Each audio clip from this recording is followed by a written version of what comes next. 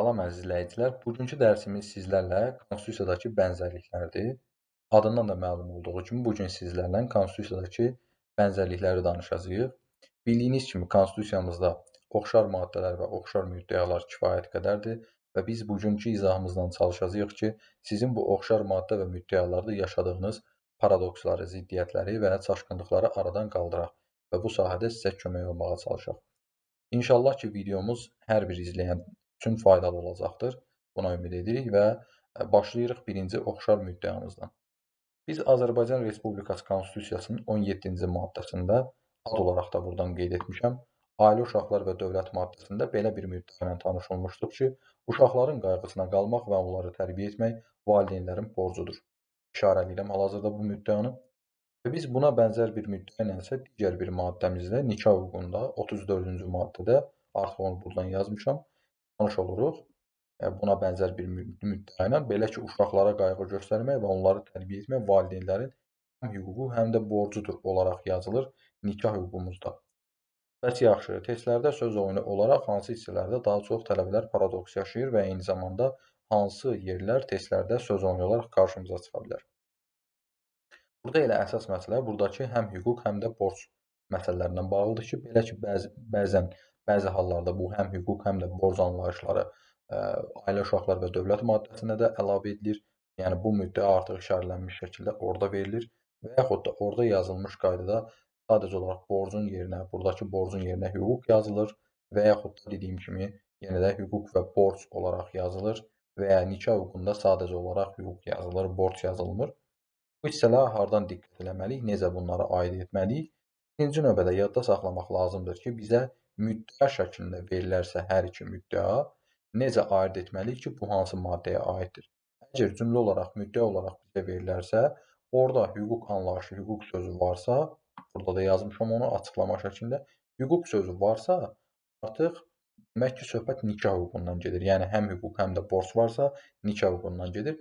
Sadəcə olaraq borc varsa, ailə uşaqlar və dövlət maddəsindən gedir. Yəni, burada yadda saxlayın ki, artıq nikah hüququ da bizim hüquqlarımızdan biridir və burada uşaqlara qayğı göstərmək, onları tərbiyə etmək valideynlərin borcu olması ilə yanaşı, həm də hüququ olmalıdır. Bu istiqamətlə rahat şəkildə yadda saxlayaraq ayırd edə bilərsiniz. İkinci və ən əsas oxşar müddəalarımız bu müddəalar demək olar ki, tələbələrin ən çox paradoks yaşadığı, ən çox çaşqınlıq yaşadığı iki müddəadır. Demək, bərabərlik hüququnda 25-ci maddədə belə bir müddəa yazılmışdır. Kişi ilə qadının eyni hüquq və azadlıqları vardır. Və buna bənzər olaraq yenə nikah hüququnda isə belə bir ifadə, belə bir müddəa işlədilir. Ərlə arvadın hüquqları bərabərdir. Yenə də burada birinci hissəyə istinad edərək demək istəyirəm ki, birinci hissədəki kimi, əgər həm hüquq, həm də azadlıqdan söhbət gedirsə, baxırsınız burada deyib, eyni hüquqları və azadlıqları vardır. Əgər həm hüquq, həm də azadlıqdan söhbət gedirsə, burada deməli söhbət bərabərlik hüququndan gedir. Xeyr, təkcə hüquq anlayışı varsa, təkcə hüquqların bərabərliyindən söhbət gedirsə, burada artıq söhbət nikah hüququndan söhbət gedir. Bu şəkildə siz bu müddəaların aid olduqları maddələri ayırd edə bilərsiniz. Yaxşı, ikinci ən çox paradoks yaşanan hissə hansıdır?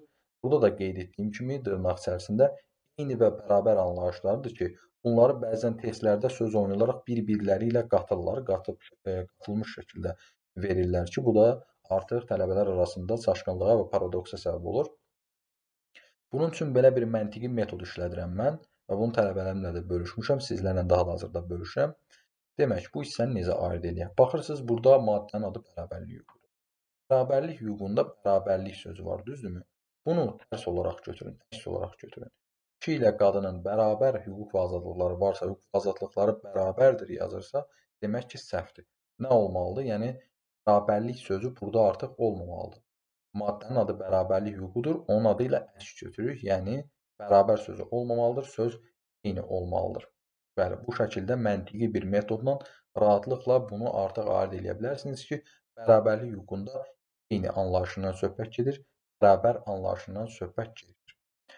Ərlə arvadın hüquqları isə yenə də əksinə olaraq bərabərdir. Burada artıq o bərabərlik hüququnun əksinə olaraq bərabərdir. Bu şəkildə məntiqi bir metodla yadda saxlaya bilərsiniz. Digər bir cəhətdən izah olaraq deyə bilərəm ki, onu burada da yazmışam. Baxın, əgər söhbət ərlə arvaddan gedirsə, demək ki, burada bir xüsusilik var. Yəni söhbət nədən gedir? Ərlə arvad bir evdən gedir. Bu artıq bir xüsusi anlayışdır. Yəni ümumiləşməmiş, daha doğrusu daha xüsusi olan bir şeydir. Burada ərlə arvaddan söhbət gedirsə, burada söhbət təbii ki, bərabərlikdən getməlidir. Hüquqların bərabərliyindən getməlidir. Bir evin içində olan ərlə arvadın hüquqlarının bərabərliyindən söhbət gedir.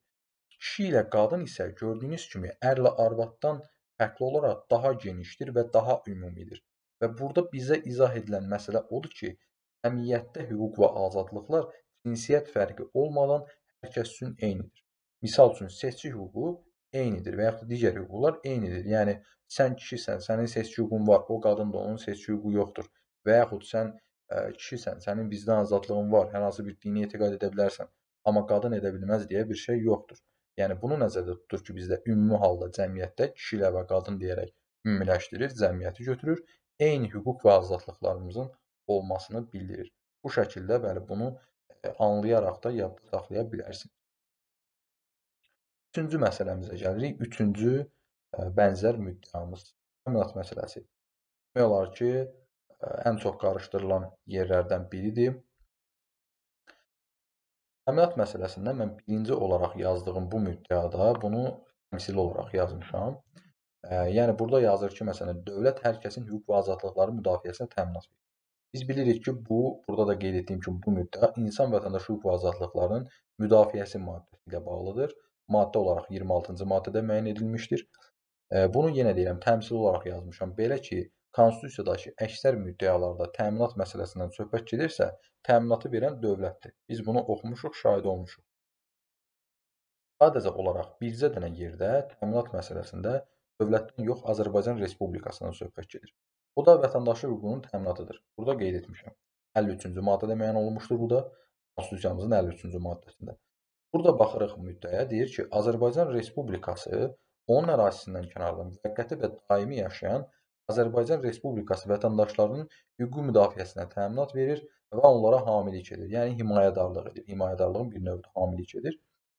Burada yadda saxlamaq lazımdır ki, qarışdırmamaq üçün. Bəzən bunu da testlərdə dövlət olaraq verir və tələbələr də məntiqi olaraq düşünür ki, zaten Konstitusiyanın əksər yerində təminat məsələsi dövlətə aid olan bir məsələdir. Elə götürüm dövlət yazım. Xeyr.